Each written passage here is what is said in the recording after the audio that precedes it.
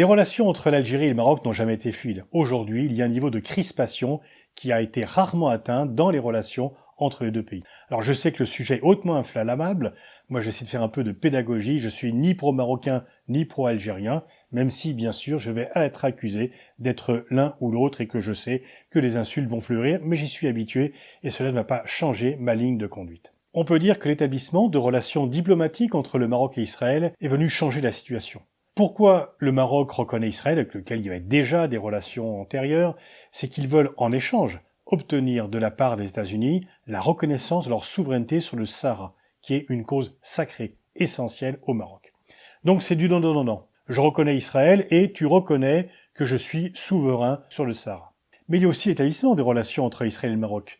Il y a une grande partie de la population israélienne qui est originaire du Maroc, il y avait déjà des liens qui continuaient à exister, et là Israël se dit qu'il peut investir au Maroc et qu'il peut également établir des liens sécuritaires avec le Maroc, et ça change beaucoup la situation pour l'Algérie, qui voyait déjà comme une défaite diplomatique le fait que les États-Unis viennent au secours du Maroc dans l'affaire du Sahara, qui est aussi une cause importante en Algérie, mais qui bien sûr voit d'un œil encore plus inquiet l'établissement de relations sécuritaires entre Israël et le Maroc, puisque les relations entre Israël et l'Algérie sont beaucoup plus conflictuelles. Pour aggraver les choses, l'ambassadeur du Maroc aux Nations Unies, cet été, a plaidé pour le droit à l'autodétermination du peuple de Kabylie, ce qui bien sûr est la ligne rouge absolue pour l'Algérie qui voit son intégrité territoriale remise en cause. Toujours cet été, les révélations sur le projet Pegasus, qui implique également une relation sécuritaire entre le Maroc et Israël, a été un facteur supplémentaire de crispation entre l'Algérie et le Maroc. En juillet, le roi du Maroc veut apaiser la situation.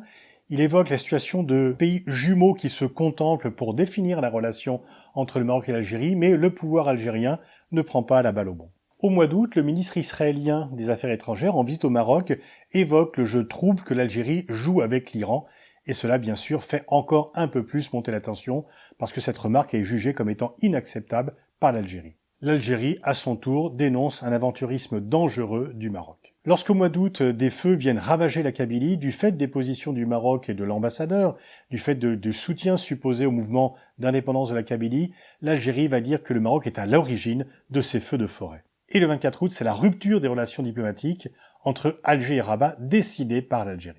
L'Algérie évoque le soutien à l'autonomie de la Kabylie, les liens avec Israël et les atteintes que cela peut porter à l'Algérie, le réseau Pegasus et bien sûr la question du Sahara occidental. Quelques jours plus tard, l'Algérie annonce que ses exportations de gaz à destination de l'Europe ne passeront plus par le Maroc, mais par un autre gazoduc qui contourne le Maroc. Pour calmer la situation, le chef du gouvernement marocain désavoue son ambassadeur à l'ONU disant que ses déclarations sur la Kabylie n'engagent en rien le Maroc. Mais en septembre, l'Algérie ferme son espace aérien à l'aviation marocaine. En novembre, 3 civils algériens qui étaient en Mauritanie sont tués. L'Algérie accuse le Maroc d'être à l'origine de cet assassinat. Elle parle même de terrorisme d'État à l'égard du Maroc. Le Maroc nie être responsable de ces assassinats et l'enquête, pour l'instant, n'a pas établi une responsabilité du Maroc dans ces assassinats. Il y a quelques jours, Benny Gantz, le ministre israélien de la Défense, faisait une visite au Maroc, signait un accord sécuritaire avec le Maroc, et la presse algérienne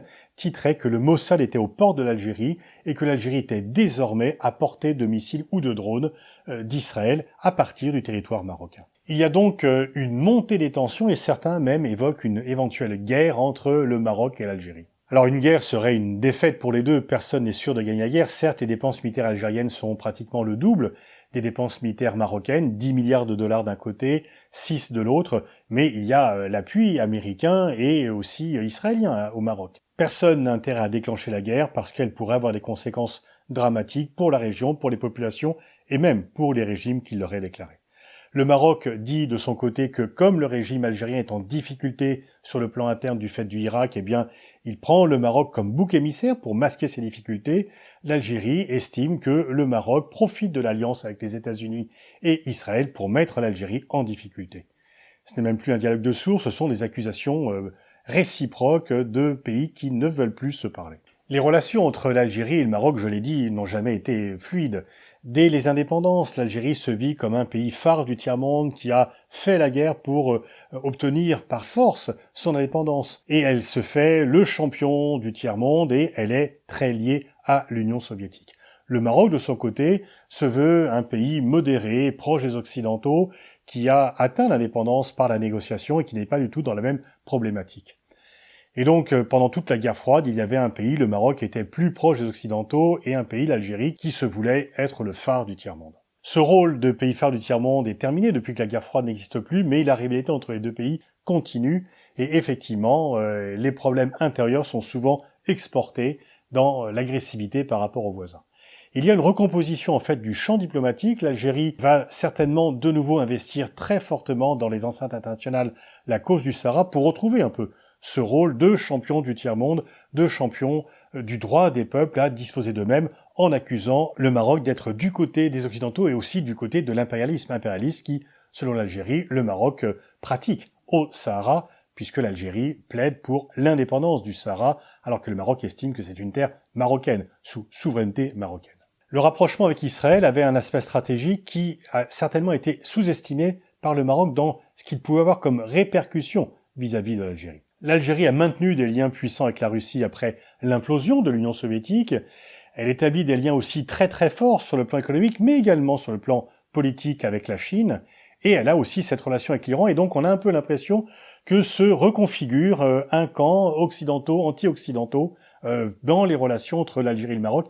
Il ne faudrait pas que ces deux pays soient le champion des causes qui sont plus larges qu'eux, et qu'ils en viennent à un conflit du fait de la montée des tensions entre effectivement les capitales occidentales d'un côté, la Chine et la Russie de l'autre. Pour le moment, les relations entre l'Algérie et la France sont plutôt crispées, mais l'Algérie a de bonnes relations avec l'Italie et avec l'Espagne. Une guerre plongerait les deux pays dans l'inconnu la plus totale et dans la dévastation. On peut penser que la raison va l'emporter, mais il faudrait voir de quelle manière une désescalade serait possible. Mais on ne voit pas pour l'instant le cheminement, puisque le Maroc renforce ses liens avec Israël et voit dans ces liens avec Israël un avantage sécuritaire pour obtenir de la technologie, pour obtenir du matériel militaire, des drones notamment, qui lui vont renforcer sa position, et donc l'Algérie va renforcer son militantisme en faveur de l'indépendance du Sahara pour contrer cela. Si la guerre n'est pas l'option majoritaire, la montée des tensions existe. Et pour le moment, à court terme, on ne voit pas comment faire marche arrière, qui va tendre la main à l'autre le premier, et malheureusement on ne voit pas non plus les partenaires de l'Algérie d'un côté, du Maroc de l'autre, les aider à sortir, non pas d'une impasse, d'un trou dans lequel ils s'enfoncent tous les deux dans l'hostilité réciproque. Est-ce que la France peut jouer ce rôle de go-between ?